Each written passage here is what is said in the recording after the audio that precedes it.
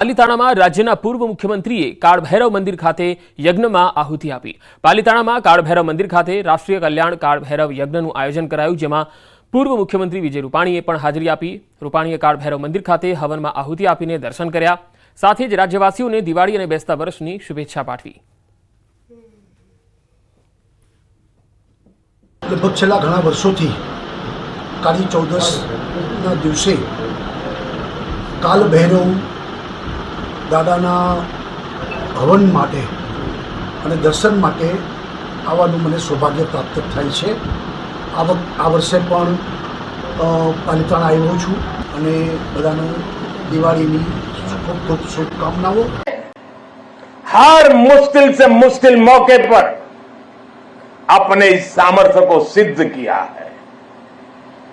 साथियों, आज जब मैं कच्छ में खड़ा हूं तो यहां हमारी नेवी का जिक्र भी उतना ही स्वाभाविक हो जाता है। ये गुजरात का समुद्री तट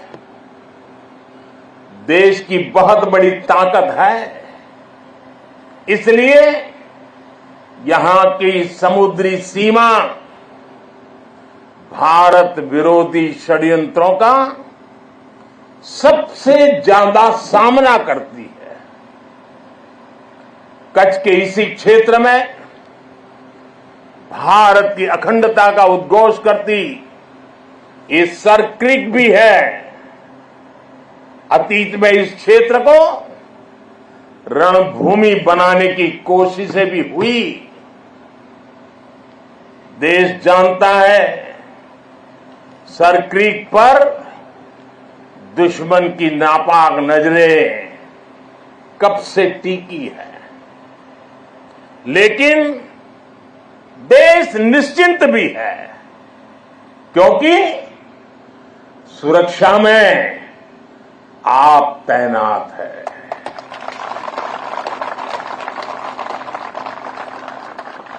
दुश्मन को भी पता है 1971 के युद्ध में किस तरह आपने मुंहतोड़ जवाब दिया था। इसलिए हमारी नेवी की मौजूदगी में सर क्रीक और कच्छ की तरफ अब कोई आंख उठाने की भी हिम्मत नहीं करता है।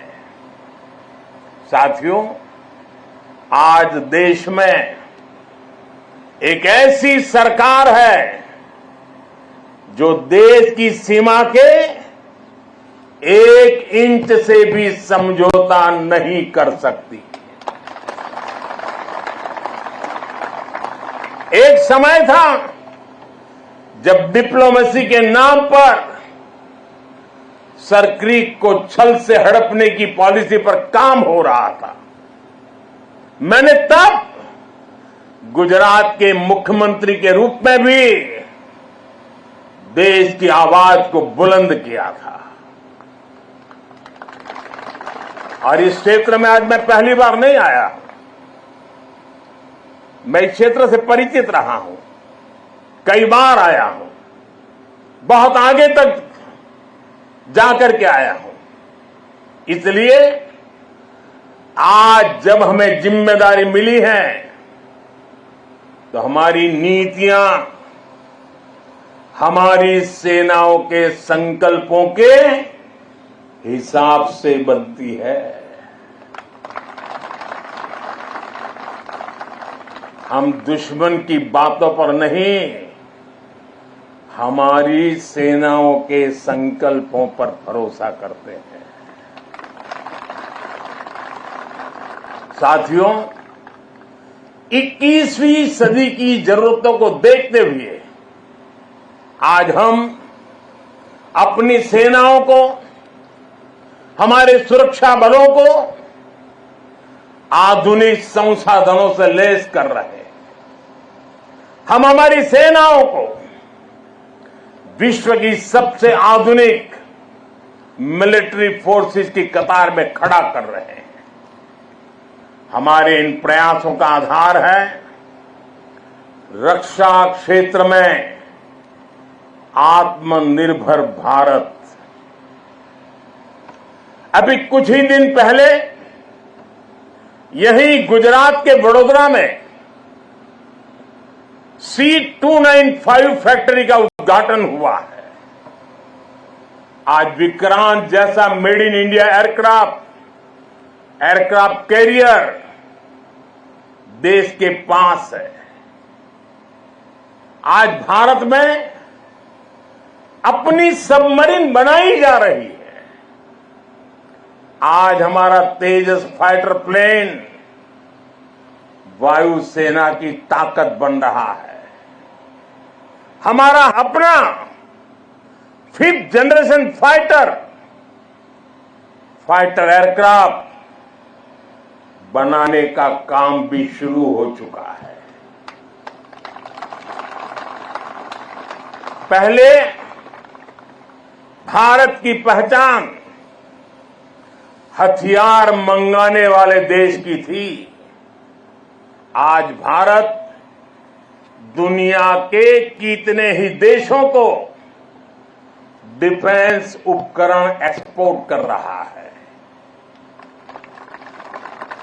पिछले 10 वर्षों में हमारा रक्षा निर्यात 30 गुना बढ़ गया है। साथियों, सरकार के इस विजन को सफल बनाने में हमारी सेनाओं और सैन्य बलों के सहयोग की भी बड़ी भूमिका है। हमारे सुरक्षा बलों की बहुत बड़ी भूमिका है। मैं देश की सेनाओं को, मैं देश के सुरक्षा बलों को बधाई दूंगा कि उन्होंने 5000 से अधिक सैन्य उपकरणों की लिस्ट बनाई है जो वो अब विदेश से नहीं खरीदेंगे। इससे सैन्य क्षेत्र में आत्मनिर्भर भारत अभियान को नई गति भी मिली है। साथियों, आज जब न्यू एज वॉरफेयर की बात होती है तो ड्रोन टेक्नोलॉजी उसका एक अहम टूल बन गई है। हम देख रहे हैं युद्ध में शामिल देश आज ड्रोन टेक्नोलॉजी का जमकर इस्तेमाल कर रहे हैं। ड्रोन से निगरानी हो रही है, ड्रोन से खुफिया जानकारी जुटाई जा रही है। किसी व्यक्ति या जगह की पहचान करने में ड्रोन का उपयोग हो रहा है। ड्रोन सामान पहुंचाने में मदद कर रहे हैं। ड्रोन का इस्तेमाल हथियार के रूप में भी हो रहा है। इतना ही नहीं, ड्रोन पारंपरिक एयर डिफेंस के लिए भी चुनौती बनकर के उभर रहा है। ऐसे में भारत भी ड्रोन टेक्नोलॉजी की मदद से अपनी सेनाओं को, अपने सुरक्षा बलों को सशक्त कर रहा है।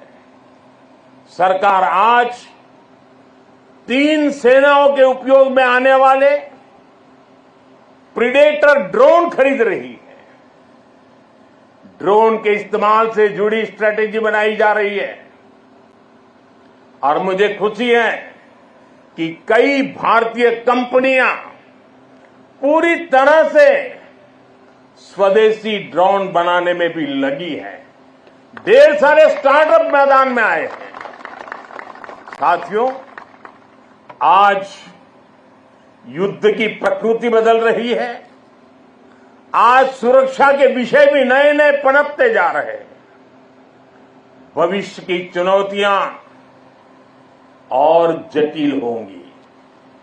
इसलिए बहुत जरूरी है कि तीनों सेनाओं की क्षमताओं को, हमारे सुरक्षा बलों की क्षमताओं को एक दूसरे से जोड़ दिया जाए और खास करके हमारी तीनों सेनाओं के लिए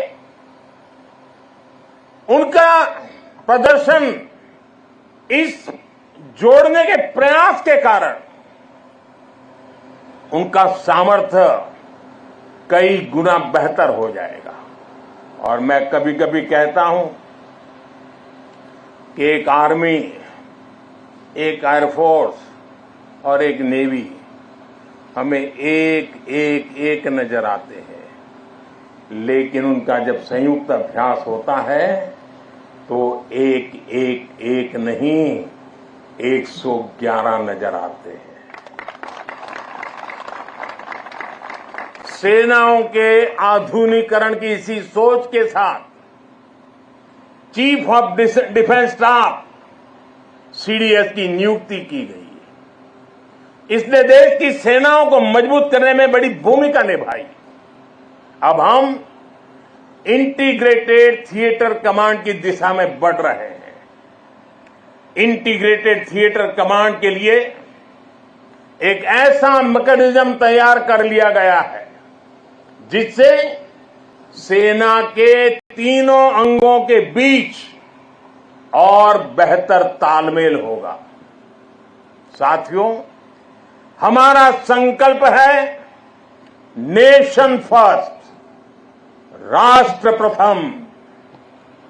राष्ट्र की शुरुआत उसकी सीमाओं से होती है। इसलिए बॉर्डर इंफ्रास्ट्रक्चर का विकास देश की सबसे बड़ी प्राथमिकताओं में है। बीआरओ ने 80,000 किलोमीटर से ज्यादा सड़क का निर्माण किया है। लद्दाख और अरुणाचल प्रदेश में भी रणनीतिक रूप से महत्वपूर्ण सड़कें बनाई गई है। पिछले 10 वर्षों में बीआरओ ने 400 के आसपास बड़े पुल बनाए हैं।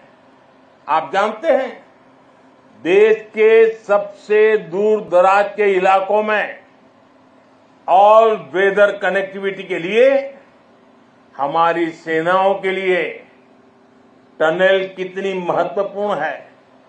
इसलिए पिछले 10 वर्षों में अटल और सेला जैसी सामरिक महत्व की अनेकों बड़ी सुरंगों का निर्माण पूरा किया है।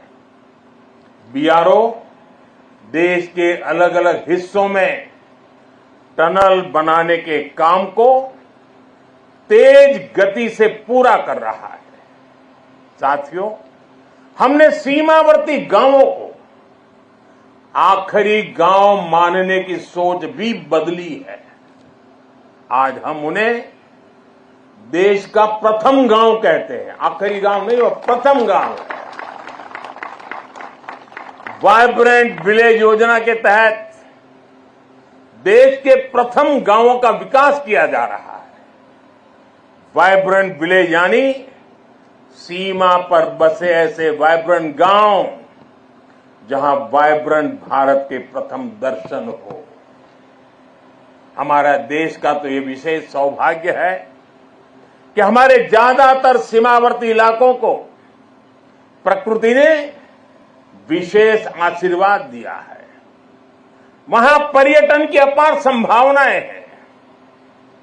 हमें उसे तराशना है, निखारना है। इसके जरिए इन गांवों में बसे नागरिकों का जीवन बेहतर होगा, उन्हें नए अवसर मिलेंगे। वाइब्रेंट विलेज अभियान के जरिए हम ये होता देख रहे हैं। आप ही के हैं आसपास के जो दूर दराज के आखिरी गांव कहे जाते थे, जो आज पहले गांव है, वहां सीवीड का काम आपकी नजरों के सामने तेजी से बढ़ रहा है। बहुत बड़ा आर्थिक नया एक क्षेत्र खुल रहा है। यहां मैंग्रोव के पीछे एक बड़ी ताकत हम लगा रहे हैं। वो देश के पर्यावरण के लिए तो बहुत सुनहरा अवसर है, लेकिन ये मैंग्रोव के जो जंगल तैयार होंगे वो यहां के टूरिस्टों के लिए, और जैसे धोरडो में रणोत्सव ने पूरे देश और दुनिया को आकर्षित किया है, देखते ही ये इलाका टूरिस्टों का स्वर्ग बनने वाला है, आपकी आंखों के सामने बनने वाला है। साथियों, इस विजन को आगे बढ़ाने के लिए हमारी सरकार के मंत्री भी सीमावर्ती वाइब्रेंट विलेज में जा रहे हैं। आज वो वाइब्रेंट विलेज में रुकते हैं जहां ज्यादा से ज्यादा समय बिताते हैं। ऐसे में देश के लोगों में भी इन गांवों को लेकर आकर्षण बढ़ रहा है, उत्सुकता बढ़ रही है। साथियों, राष्ट्रीय सुरक्षा के साथ एक और पहलू जुड़ा हुआ है जिसकी उतनी चर्चा नहीं होती। ये है बॉर्डर टूरिज्म, और इसमें हमारे कच्छ के पास अपार संभावनाएं हैं। इतनी समृद्ध विरासत, आकर्षण और आस्था के इतने अद्भुत केंद्र और प्रकृति की अद्भुत देन। गुजरात में कच्छ और खंभात की खाड़ी के मैंग्रोव फॉरेस्ट बहुत महत्वपूर्ण है। गुजरात के समुद्री तटों पर समुद्री जीवों और वनस्पतियों का पूरा इकोसिस्टम है। દિવાળીનો તહેવાર આવતા જ ખાલીખમ ઘર ભરાઈ જતું હોય છે। સૂની પડેલી ગલીઓમાં ચહેલ પહેલ શરૂ થઈ જાય છે, કારણ કે આ તહેવાર જ એવો છે જ્યારે લોકો પોતાના વતનની વાટ પકડતા હોય છે। કમાવાના હેતુસર લોકો પોતાના ઘરને છોડીને બહાર ગામ જતા હોય છે। તહેવાર પર પરિવારના લોકો ભેગા મળીને સાથે દિવાળીની ઉજવણી કરતા હોય છે। જામનગર જિલ્લાના જોડિયા પંથકમાં આવેલા લીંબુડા ગામે દિવાળીના તહેવારો દરમિયાન સુરત, રાજકોટ, જામનગર સહિતના શહેરોમાં વસવાટ કરતા આ ગામના યુવાનો પોતાના માતા પિતાના સાનિધ્યમાં દિવાળી, નૂતન વર્ષ ઉજવવા આવી પહોંચે છે। એક સાથે 3 થી 4 પેઢીનું મિલન અહીંયા જોવા મળતું હોય છે। પોતાના વડીલોની છત્રછાયામાં આવેલા યુવાનો અને તેમના બાળકો ઘરાંગણે રંગોળી કરી ફટાકડા ફોડી દિવાળીની ઉજવણી કરે છે। અત્યારે અહીંયા ગામડે મમ્મી પપ્પા તથા બા દાદા એમની સાથે દિવાળીનો આનંદ કરવા આવ્યા છીએ। અમે અહીંયા ફટાકડા ફોડીએ છીએ, ફૂલઝર કરીએ છીએ, મીઠાઈ આતે એવું બધું ખાઈએ છીએ અને સહપરિવાર સાથે એક અઠવાડિયું 10 દિવસ 15 દિવસ સુધી આનંદ કરીએ છીએ। અમે દિવાળીનો તહેવાર કરવા ગામ આવ્યા છીએ। સાસુ સસરાને મજા આવે, બધાને વાનગી નવી નવી બનાવી, રંગોળી કરવી, દીવા પ્રગટાવી, હળી મળી રહેવાની બધાને મજા આવે। દિવાળીના વેકેશનની ખૂબ જ રાહ જોઈ હોય છે અને છોકરાઓને પણ વેકેશન હોય છે, તેથી અમે મમ્મી પપ્પાને, દાદા દાદીને અને પરિવારના તમામ સભ્યોને મળવા માટે દિવાળીના વેકેશન કરવા આવીએ છીએ।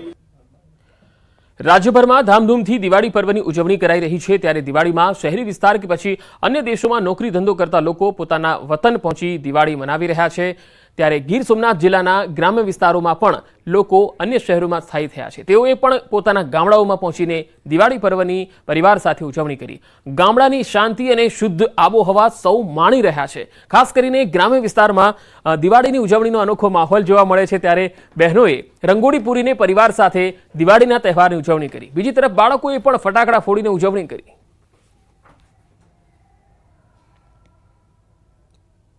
આ એવો તહેવાર છે કે કંઈ પણ આખા વર્ષમાં જે કંઈ પણ થયું હોય તે ભૂલી અને બધા એક સાથે હળી મળીને રહીએ, એ ખુશીમાં એકબીજાને મોઢા મીઠા કરાવવામાં આવે છે। રાત્રે રંગોળી દોર્યા પછી બધા અમે લોકો સાફ સફાઈ પણ સાથે કરી। દિવાળી હોય એટલે લગભગ કચરાનો માહોલ થઈ જાય છે, ફટાકડા છોકરાઓ ફોડે એટલે, અને કુટુંબના બધા લોકો સાથે મળીને અમે દિવાળી મનાવીએ છીએ। આ દિવસે કોઈ અન્ય રાજ્યની અંદર અથવા તો અન્ય જિલ્લાઓની અંદર જ્યારે નોકરી કરતા હોય છે અથવા તો કોઈ વ્યવસાય અર્થે હોય છે, એ પણ ખાસ કરીને પોતે દિવાળીના દિવસોમાં અચૂક પોતે પરિવાર સાથે છે એ દિવાળી મનાવવા માટે એ મોટી સંખ્યાની અંદર ગ્રામીણ વિસ્તારમાં લોકો આવતા હોય છે। ગુજરાત પોલીસે ખાસ તાલીમ આપીને તૈયાર કર્યો alcohol detection dog. Alcohol detection dog આદ્રેવની મદદથી ગુજરાતનો સૌથી પ્રથમ પ્રોહિબિશન કેસ રાજકોટમાં નોંધાયો। 9 માસની તાલીમ પૂરી કરી તૈયાર થયેલા આદ્રેવ ડોગે રાજકોટની ઢેબર કોલોની ખાતે એક મકાનમાંથી દારૂ બનાવવા વપરાતો ઠંડો આથો શોધી કાઢ્યો। આ તાલીમબદ્ધ ડોગ ક્યાંય પણ સંતાડી રાખવામાં આવેલા દારૂને શોધી કાઢે છે। રાજ્યના પોલીસ વડાની સૂચના હેઠળ ડોગને ખાસ તૈયાર કરાયો। ડાંગના ગિરિમથક સાપુતારામાં બોટિંગ અને રોપવે બંધ રહેતા વેપારીઓને મોટી અસર થઈ। પ્રવાસીઓથી ધમધમતું સાપુતારા દિવાળીના તહેવારમાં સુમસામ જોવા મળી રહ્યું છે। દિવાળીના તહેવારોમાં હોટલો પર હાઉસફુલના પાટિયા લાગતા એ હોટલો પણ હાલ ખાલીખમ જોવા મળી રહી છે। વહીવટી તંત્રની બેદરકારીના કારણે હોટલ સંચાલકો સ્થાનિક ધંધાદારીઓની દિવાળી બગડશે એવું સ્થાનિક વેપારીઓએ જણાવ્યું। સ્થાનિક ધંધાર્થી રામદાસ પવારે કહ્યું કે હાલ બોટિંગ, રોપવે, ટેબલ પોઈન્ટ જેવી એક્ટિવિટી બંધ છે, જેથી અમારી રોજગારી પર અસર થઈ છે। અહીંયા બોટિંગ, રોપે, ટેબલ પોઈન્ટ બધું બંધ છે. અમારા ધંધા માટે રોજગાર માટે ધંધો નથી થાય છે. પબ્લિક આવે એટલે અમારો ધંધો થાય છે એમ, અને પબ્લિક નહીં આવે તો અમારો ધંધો જ નહીં થાય, કારણ કે એક્ટિવિટી બધી બંધ છે અહીંયા સાપુતારામાં. તો અમને રોજગાર નહીં મળે તો પબ્લિક આવે તો અમને રોજગાર મળે ને સાહેબ. બોટિંગ ચાલુ થાય કે રોપે ચાલુ થાય ત્યારે જ. આવી છે રે આવી છે, મસ્ત દિવાળી આવી છે, નાના મોટા સૌ માટે મીઠાઈ ઘીવાળી લાવી છે. શું પણ મીઠાઈ અને ફટાકડા ફોડીને દિવાળીની ઉજવણી થાય એવું નથી હોતું. કુદરતી નૈસર્ગિક સૌંદર્ય વાતાવરણમાં સમય મળતા સહપરિવાર સાથે કુદરતના ખોળે સમય ગાળવા આવતા પ્રકૃતિ પ્રેમીઓની આ વખતે મજા બગડી છે, કારણ કે સાપુતારા ખાતે બોટિંગ, રોપવે જેવી એક્ટિવિટી બંધ હોવાથી પ્રવાસીઓની સંખ્યા નહિવત પ્રમાણમાં જોવા મળી રહી છે. સ્થાનિક ધંધાદારીઓની રોજગારી પર બંધ એક્ટિવિટી અસર કરી રહી છે, જેથી સ્થાનિક ધંધાદારીઓ નારાજગી વ્યક્ત કરી રહ્યા છે. દિનકર બંગાળ, ન્યૂઝ 18 ગુજરાતી, ડાંગ. રાજ્યમાં નગરપાલિકા દ્વારા રોડનું કામ ચાલુ કરતા અને પછી તરત જ બંધ કરાવી દેવામાં આવ્યું. નગરપાલિકા દ્વારા વોર્ડ નંબર 9માં ડામર રોડનું કામ શરૂ કરાયું હતું, જેમાં ક્ષતિ જણાતા કામ બંધ કરાવવામાં આવ્યું. સ્થાનિક આગેવાનોએ નગરપાલિકાના એન્જિનિયર પાસે હીટિંગ ચેક કરાવ્યું. ડામરનું હીટિંગ 100 થી 120 હોવું જોઈએ, તેની જગ્યાએ 65 આવતા કામ બંધ કરાવી દેવાયું. પાક નુકસાનીની સહાય અંગે રાજ્યના કૃષિમંત્રી રાઘવજી પટેલે મહત્વનું નિવેદન આપ્યું. રાઘવજી પટેલે સ્વીકાર્યું કે અમરેલી જિલ્લામાં વધુ વરસાદ થયો છે.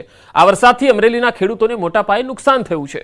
આ બાબતે તેમણે વધુમાં કહ્યું કે ખેતી નુકસાનીનો સર્વે અને વહીવટી કામગીરી ચાલુ છે. અમરેલીમાં પાક નુકસાનમાં જે પણ મળવાપાત્ર હશે એ સહાય ખેડૂતોને આપવામાં આવશે. બાબરા તાલુકાના ચમારડી ગામે આયોજિત સરદાર પટેલ જન્મજયંતિ પ્રસંગે કૃષિમંત્રીએ આ નિવેદન આપ્યું. અમરેલી જિલ્લો બાકાત નથી. અમરેલી જિલ્લામાં તો વધુ વરસાદ થયો છે, હકીકત છે, જેના પરિણામે પાકને મોટા પ્રમાણમાં નુકસાન થયું છે. એની સર્વેથી માંડીને વહીવટી કામગીરી ચાલુ છે અને નુકસાની પાત્ર ખેડૂતોને સહાય મળશે. ભૂપેન્દ્રસિંહ ચુડાસમાનું સૂચક ટ્વીટ જોવા મળ્યું. સોશિયલ મીડિયા સાઇટ એક્સ પર તેમણે ટ્વીટ કર્યું. કોઈના નામનો ઉલ્લેખ કર્યા વગર ચુડાસમાએ લખ્યું છે, સમય જ બળવાન છે, કેવો વિચિત્ર જોગ સંજોગ છે. જે માણસ શંકાસ્પદ કાળા હરણનો અપરાધી છે એને પોલીસ 24 કલાક રક્ષણ આપે છે. આનું નામ જ સમય. જો કે હાલમાં કાળા હરણ અંગે હાલ અભિનેતા સલમાન ખાન ચર્ચામાં છે. જો કે ભૂપેન્દ્રસિંહે પોતાના ટ્વીટમાં કોઈના નામનો ઉલ્લેખ નથી કર્યો. સરહદે પીએમ મોદીએ જવાનો સાથે ઉજવણી કરી. લક્કીનાળા બીએસએફ પોસ્ટ પર જવાનોને મીઠાઈ ખવડાવી દિવાળીની ઉજવણી કરી. બીએસએફના જવાનો સાથે દિવાળી પર્વની ઉજવણી કરી હતી. નારાયણ સરોવર વિસ્તારમાં દિવાળી પર્વની ઉજવણી કરી હતી. સીધી તસવીરો જે આવી રહી છે તે આપને બતાવી રહ્યા છે કચ્છના લક્કીનાળાથી, જ્યાં પ્રધાનમંત્રી નરેન્દ્ર મોદી કચ્છ પહોંચ્યા. આજે એકતાના ઘરનો કાર્યક્રમ પૂરો કર્યા બાદ તેઓ કચ્છ બીએસએફ સરહદે પહોંચ્યા, જ્યાં લક્કીનાળા ખાતે જવાનોને મળ્યા અને સુરક્ષાની સ્થિતિનું નિરીક્ષણ કર્યું હતું. સિનિયર બીએસએફના જે જવાનો છે તેમની સાથે તેમણે વાતચીત કરી હતી અને મીઠાઈ ખવડાવીને દિવાળી પર્વની ઉજવણી કરી હતી. અમે અલગ અલગ તસવીરો પણ બતાવી રહ્યા છીએ. 2014થી લઈને 2023 સુધીની છે, જેમાં દર દિવાળીએ પ્રધાનમંત્રી નરેન્દ્ર મોદી ભારતની સરહદે જે રક્ષા કરતા જવાનો છે તેમની સાથે દિવાળી મનાવવા માટે પહોંચી જતા હોય છે. ત્યારે આજે 2014થી લઈને 2024 સુધીની આ એક દિવાળીની તસવીર અમે આપને બતાવી રહ્યા છીએ, જેમાં 11 વર્ષ દરેક દિવાળીએ પ્રધાનમંત્રી મોદી ભારતના જવાનો સાથે દિવાળીની ઉજવણી કરતા હોય છે, મીઠાઈ ખવડાવતા હોય છે, તેમની સાથે દિવાળી મનાવતા હોય છે. અને આ વખતે પણ તેઓ કચ્છમાં પહોંચ્યા, જ્યાં બીએસએફના જવાનોને મળ્યા.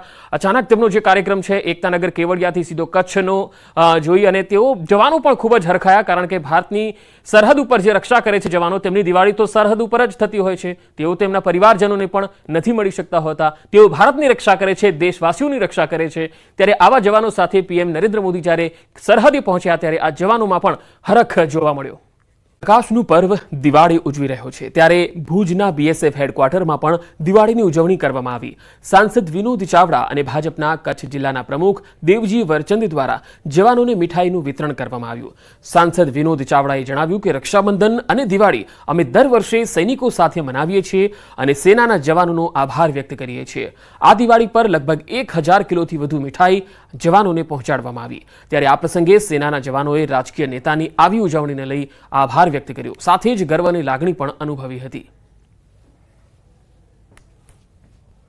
રક્ષાબંધન અને દીપાવલી બંને તહેવારો અમે જવાનો સાથે ઉજવીએ છીએ.